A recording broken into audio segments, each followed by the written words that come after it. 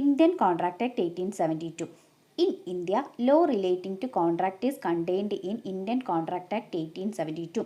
The Act came into force on 1st day of September 1872 and it applies to whole of India except the state of Jammu and Kashmir. The Act does not deal with all the branches of law of contract. The contract relating to partnership, sale of goods act, negotiable instrument act are outside the scope of Indian Contract Act. ഇന്ത്യയിൽ contract related laws എല്ലാം contain ചെയ്യുന്ന ആക്റ്റാണ് Indian contract act. Indian contract act പാസ്സായിട്ടുള്ളത് 1 September 1872 അതുകൊണ്ടാണ് ഇത് Indian contract act 1872 എന്ന് പറയുന്നത്. Jammu and Kashmir ഒഴികെയുള്ള ബാക്കി എല്ലാ ഇന്ത്യൻ സംസ്ഥാനങ്ങളിലും ആപ്ലിക്കബിൾ ആയിട്ടുള്ള ആക്റ്റാണ് ഇന്ത്യൻ കോൺട്രാക്ട് ആക്ട് എന്ന് പറയുന്നത്.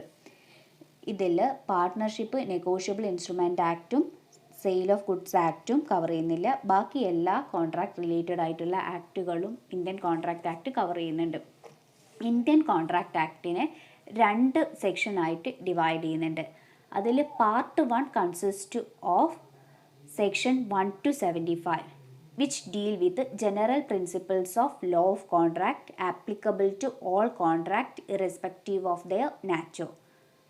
Part 2 consisting of section 124 to 238 deals with special contract like indemnity and guarantee, bailment and pledge, agency, etc.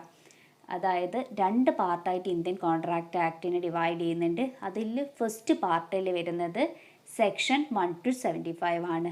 അത് ഡീൽ ചെയ്യുന്നത് ഒരു കോൺട്രാക്റ്റുമായിട്ട് റിലേറ്റ് ചെയ്ത് വരുന്ന ജനറൽ ആയിട്ടുള്ള പ്രിൻസിപ്പിൾസ് ആണ്. അപ്പോൾ ഓർക്കണം, സെക്ഷൻ 1 to 75 ഡീൽ ചെയ്യുന്നത് കോൺട്രാക്ട് റിലേറ്റ് ചെയ്തിട്ടുള്ള ജനറൽ ആയിട്ടുള്ള കാര്യങ്ങൾ, general principles relating to a contract. ഇനി പാർട്ട് 2 സ്റ്റാർട്ട് ചെയ്യുന്നത് സെക്ഷൻ 124 മുതൽ 238 വരെയാണ്. അത് സ്പെഷ്യൽ കോൺട്രാക്റ്റിനെ പറ്റിയിട്ടാണ് പാർട്ട് 2 പറയുന്നത്. പാർട്ട് 1 ജനറൽ പ്രിൻസിപ്പിൾ ആണെങ്കിൽ പാർട്ട് 2 സ്പെഷ്യൽ കോൺട്രാക്റ്റ്. ഏതൊക്കെയായിരിക്കും അപ്പോൾ special contract? Contract of indemnity, guarantee, bailment and pledge, agency, ഇവയൊക്കെയാണ് സ്പെഷ്യൽ കോൺട്രാക്റ്റിൽ വരുന്നത്. അതൊക്കെയാണ് അപ്പോൾ പാർട്ട് 2 ഡിസ്കസ് ചെയ്യുന്നത്. ഈ ഓരോന്നിനെ കുറിച്ചും നമുക്ക് ഡീറ്റെയിൽ ആയിട്ട് പഠിക്കാനുണ്ട്.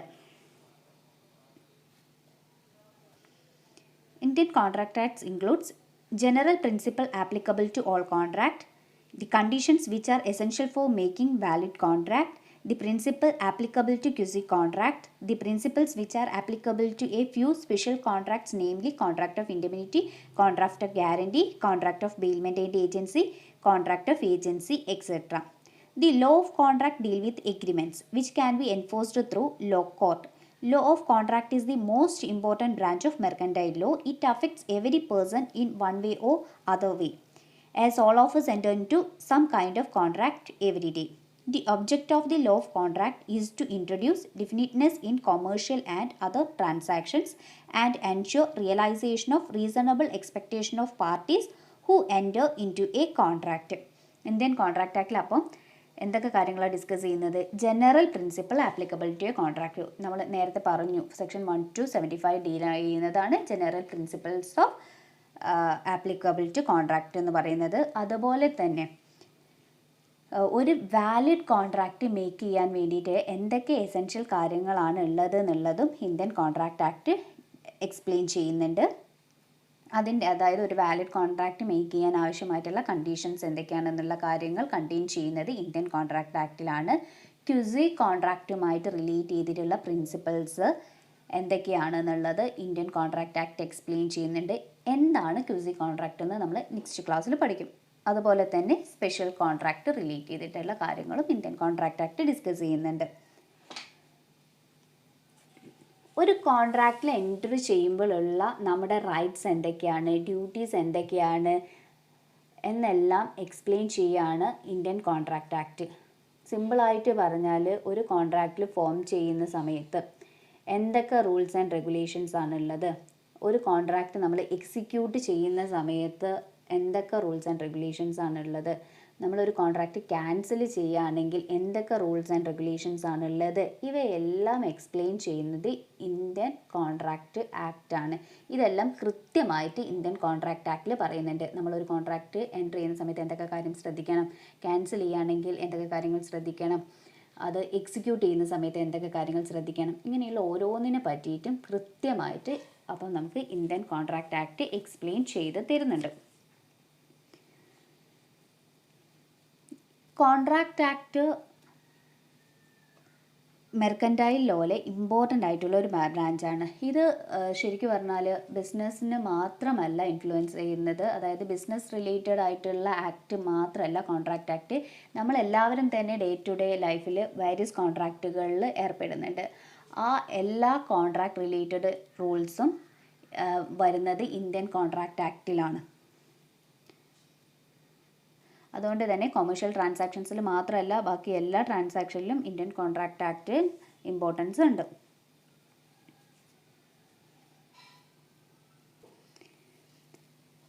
നമ്മൾ കോൺട്രാക്റ്റ് ആക്ട് എന്താണെന്ന് പറഞ്ഞു. ഇനി അതിൽ പറയുന്ന ഇമ്പോർട്ടൻ്റ് ആയിട്ടുള്ള ടേമാണ് കോൺട്രാക്റ്റ്. എന്താണ് കോൺട്രാക്റ്റ് എന്ന് നമുക്ക് നോക്കാം. The word contract is derived from Latin word contractum, which means drawn together. It denotes a drawing together in the mind of two or more persons to form a common intention, giving rise to an agreement. A contract is an agreement enforceable by law which offers personal right and imposes personal obligation, which law protect and enforce against the parties to the agreement. Contract എന്ന് പറഞ്ഞു കഴിഞ്ഞാൽ ആ contract എന്ന word derive ചെയ്തിട്ടുള്ളത് Latin word കോൺട്രാക്റ്റത്തിൽ നിന്നാണ്. അതിൻ്റെ meaning drone together. ഒരു contract സിമ്പിളായിട്ട് പറഞ്ഞാൽ ഒരു എഗ്രിമെൻ്റ് ആണ്, എൻഫോഴ്സിബിൾ ബൈ ലോ. നിയമപരിരക്ഷയുള്ള ഒരു എഗ്രിമെൻറ്റിനെയാണ് നമ്മൾ ഒരു കോൺട്രാക്റ്റ് എന്ന് പറയുന്നത്.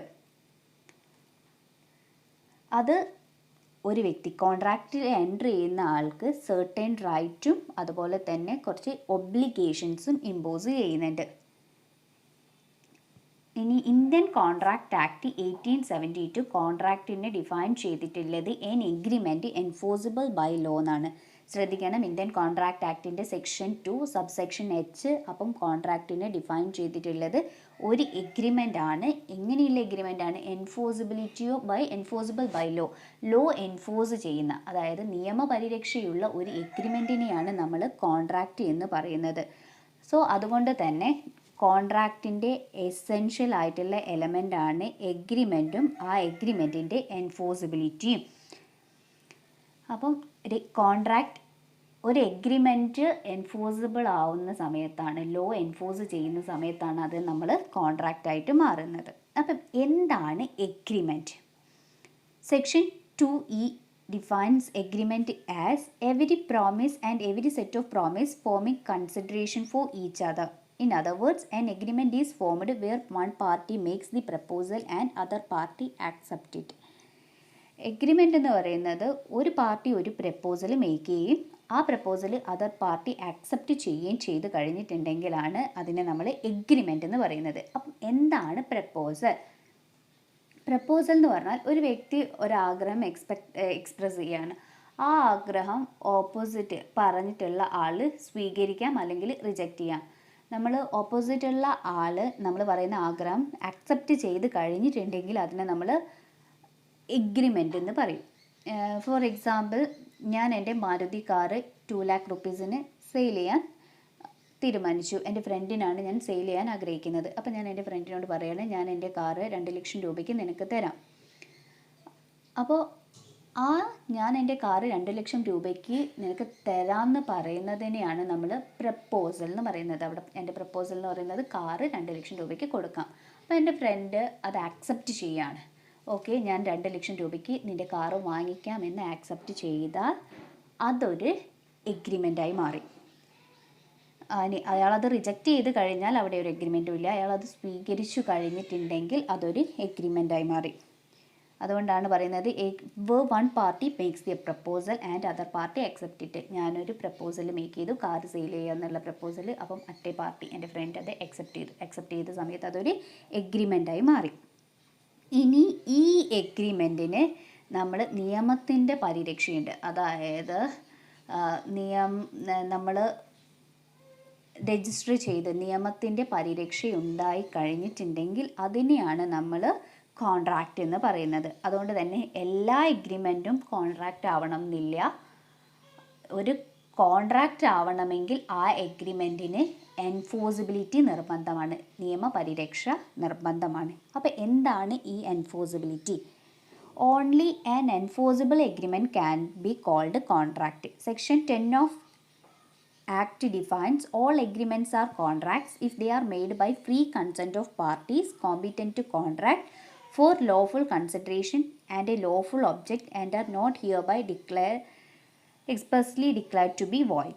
എല്ലാ എഗ്രിമെൻറ്റും കോൺട്രാക്റ്റ് ആകും എങ്ങനെയാണെങ്കിൽ പാർട്ടീസിൻ്റെ ഫ്രീ കൺസെൻറ്റോട് കൂടിയിട്ടാണ് അവർ ആ കോൺട്രാക്റ്റിൽ എൻട്രി ചെയ്തിട്ടുള്ളത് എങ്കിൽ അതിനൊരു ലോഫുൾ കൺസിഡറേഷനും ലോഫുൾ ഒബ്ജക്റ്റും ഉണ്ടായിരിക്കണം. അതുപോലെ തന്നെ അത് not expressly declared to be void ആയിട്ട് ഡിക്ലെയർ ചെയ്യാത്ത ഫ്രീ കൺസെൻറ്റോട് കൂടി വാലിഡ് കൺസിഡറേഷനോട് കൂടിയിട്ടുള്ള എഗ്രിമെൻറ്റുകളെല്ലാം തന്നെ ഒരു കോൺട്രാക്റ്റ് ആണെന്നാണ് section 10 of Indian contract act പറയുന്നത്. നിങ്ങൾ ശ്രദ്ധിക്കേണ്ട ഒരു കാര്യം, കോൺട്രാക്റ്റ് എന്ന് പറയുകയാണെങ്കിൽ ഒരു എഗ്രിമെൻ്റ് ആണ്, എൻഫോഴ്സിബിൾ ബൈ ലോ ആണ്. അപ്പോൾ കോൺട്രാക്റ്റിൻ്റെ 2 എസെൻഷ്യൽ എലമെൻറ്റ്സ് ഉണ്ട്, എഗ്രിമെൻറ്റും എൻഫോഴ്സിബിലിറ്റിയും. എല്ലാ എഗ്രിമെൻറ്റും കോൺട്രാക്റ്റ് ആവില്ല, എൻഫോഴ്സിബിലിറ്റി ഇല്ല.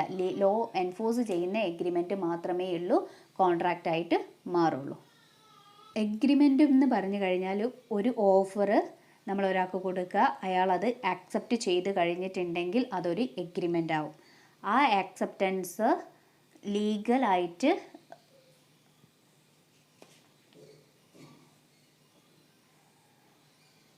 ഉണ്ടെങ്കിൽ അതിനെയാണ് നമ്മൾ കോൺട്രാക്റ്റ് എന്ന് പറയുന്നത്. So agreement is equal to offer plus acceptance, then contract is equal to offer plus acceptance plus enforceability of law.